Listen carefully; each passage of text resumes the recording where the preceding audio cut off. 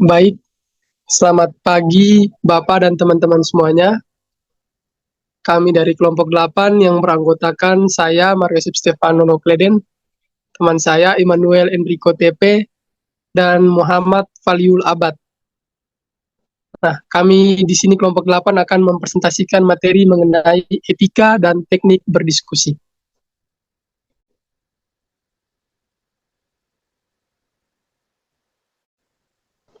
Nah, apa sih diskusi itu? Jadi, sebelum kita lanjut ke definisinya, kita terlebih dahulu melihat bahwa umumnya kita semua itu pasti pernah melakukan diskusi, entah melibatkan beberapa anggota atau bahkan dua orang saja. Nah, dalam diskusi itu kita membicarakan beberapa hal, dan terkadang dalam diskusi itu ada saja perbedaan pendapat yang semisal kalau tidak dijalankan dengan baik, biasanya terjadi momen-momen tidak terduga, seperti adanya anggota yang hanya mau berbicara sendiri, adanya orang yang mencelah pendapat seseorang yang sedang berbicara, atau bahkan ada saja orang yang sampai bertengkar karena adanya perbedaan pendapat. Nah, oleh sebab itu kita memerlukan adanya etika dan teknik dalam berdiskusi, gunanya supaya memberikan alur yang semestinya berjalan dengan baik. Nah, lanjut.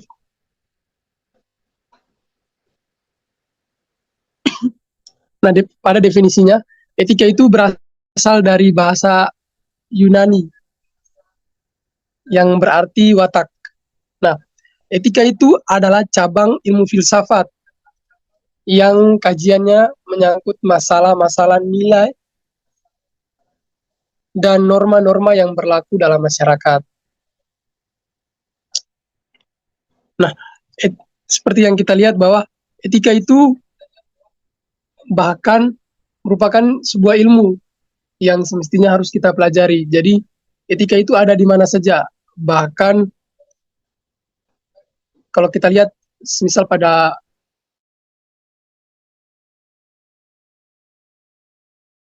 semestinya diterapkan oleh masyarakat. Begitu juga pada diskusi.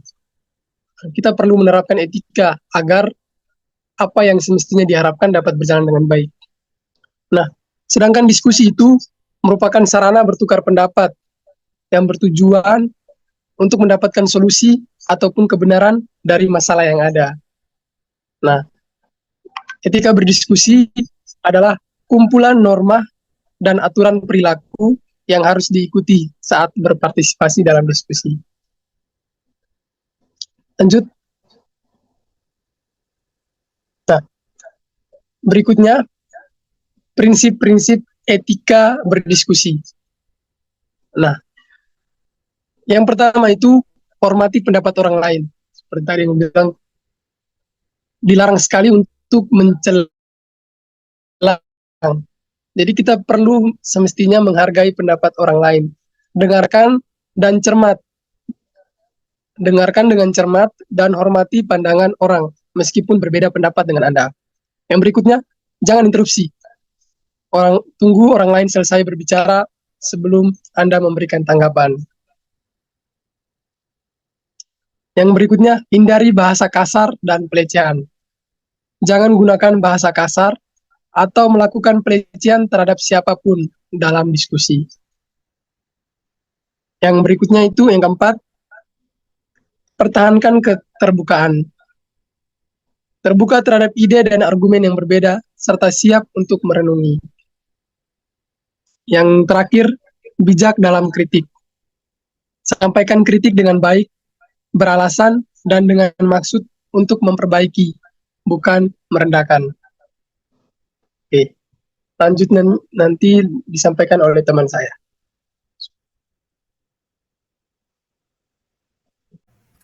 Dan selanjutnya adalah teknik berdiskusi. Nah, definisi dari teknik berdiskusi adalah keterampilan yang digunakan untuk berpartisipasi dalam suatu diskusi agar informasi dapat disampaikan dengan efektif. Lalu terdapat beberapa jenis diskusi, antara lain yang pertama musyawarah. Musyawarah merupakan diskusi kelompok untuk kesepakatan atau pengambilan keputusan bersama melalui berbagai pendapat yang disampaikan secara terbuka. Lalu yang kedua mufakat. Mufakat merupakan kesepakatan yang dicapai melalui diskusi, mencerminkan keselarasan ide atau keputusan bersama.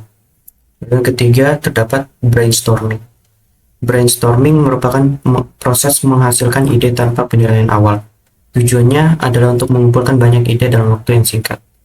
Lalu ada debat. Debat merupakan pertukaran argumen untuk memenangkan suatu pandangan atau posisi. Seringkali terstruktur dengan pendapat pro dan kontra. Lalu yang terakhir terdapat diskusi terarah. Ini merupakan pembahasan yang difokuskan pada topik tertentu atau arahan yang telah ditetapkan sebelumnya. Memastikan fokus pada tujuan yang ditentukan. Lalu terdapat teknik berdiskusi yang efektif. Yang pertama, mengajukan pertanyaan terbuka. Lalu gunakan pertanyaan yang membutuhkan jawaban lengkap, mendorong pemikiran lebih dalam. Lalu lakukan pendekatan ilmiah. 4. Kumpulkan data dan bukti untuk mendukung argumen Anda. Lalu keterlibatan yang aktif. Yang 6. Memberikan syarat verbal dan non-verbal yang menunjukkan Anda terbaik dalam diskusi. Yang ketujuh, menghindari jargon. 8. Gunakan bahasa yang mudah dipahami oleh semua peserta. 9. Ringkasan dan kesimpulan. Dan yang terakhir, saat mendekati akhir diskusi, ringkas poin-poin kunci dan buat kesimpulan. Oke, sebelumnya telah dijelaskan tentang etika itu apa, diskusi itu apa, dan apa itu etika berdiskusi, dan tanda-tanda berdiskusi bagaimana yang efektif, seperti itu. Sekarang kita masuk ke contoh studi kasus yang dimana kami memilih situasi, yaitu memilih tempat makan bersama teman-teman. Oke, dalam situasi tersebut kita juga harus menerapkan etika-etika berdiskusi yang telah dijelaskan sebelumnya. Jadi sebelumnya yaitu ada yang pertama yaitu hormati pendapat. Jadi ketika ada yang berpendapat, kita harus mendengarkan dengan penuh perhatian dan hargai pendapat siapapun yang sedang mengeluarkan pendapatnya. Jangan tiba-tiba langsung memotong pendapat seseorang atau interupsi. Lalu yang kedua, jangan interupsi seperti sebelumnya itu.